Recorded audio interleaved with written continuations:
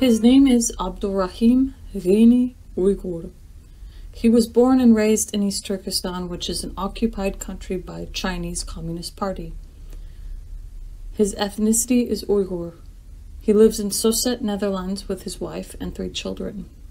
2 years ago, at June 23, 2018, he started his single peaceful protest at Dam Square, Amsterdam, which is 45 kilometers away from his home.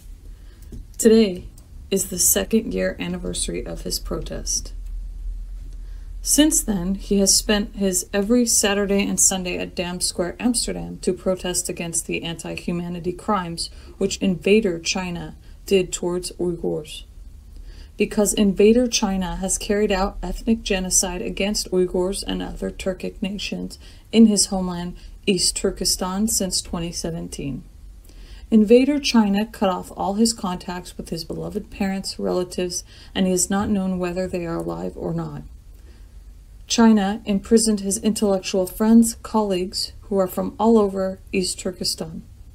He always thought if he had stayed in East Turkestan that he would either be taken to the Chinese concentration camp or have his organs harvested and would lose his life. He said Allah protected him from this ethnic cleansing, and his responsibility to his people and his land always motivated him to protest. He believes his people are suffering greatly, discriminated, and all Uyghurs conscientiously are suffering. He decided he would be the voice of his people who are screaming for help. He declared war alone against the most vicious and totalitarian regime, the Chinese government, at Dam Square, Amsterdam. Because Dam Square, Amsterdam is one of the most tourist-attracted places in the world. He has met and talked with different people from different nations, race, and religions. He showed them where his homeland, East Turkestan, is on the map, and explained how the Chinese Communist Party invaded and changed it to the Xinjiang region, which means new territory. In the 21st century, the Chinese aggressors have designed their own crimes against language, culture, religion, and customs in order to eradicate the Uyghur nation. East Turkestan is the starting point for the Chinese Communist One Belt, One Road project, which is their plan to rule the world.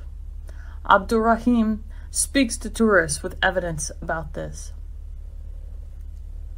People were really moved to hear him speak and took photos with him to share the experience of hearing what is happening in East Turkestan.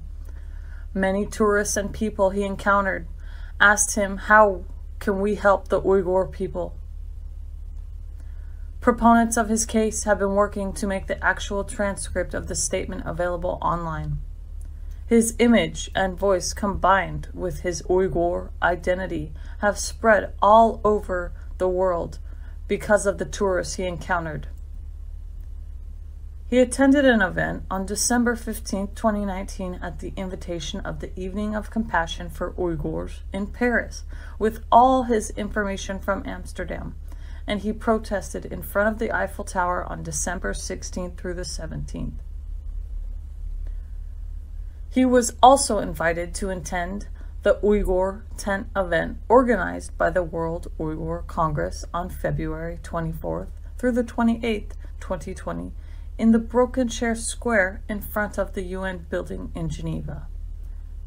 Uyghurs in the Netherlands came to Dam Square to celebrate the 1-year anniversary of the lone demonstrations at Dam Square. He thought he had to do something because his nation had been maltreated. He continued his solo demonstrations throughout the winter and summer, hot and cold, rainy and stormy days. He works in a lab for 5 days a week. He spent the weekend with his family and children. Sometimes his children would follow him to the protest site. Unable to predict the impact of the one-on-one demonstrations, he initially thought it would continue for a few months if it had an impact, and would have stopped if it had not.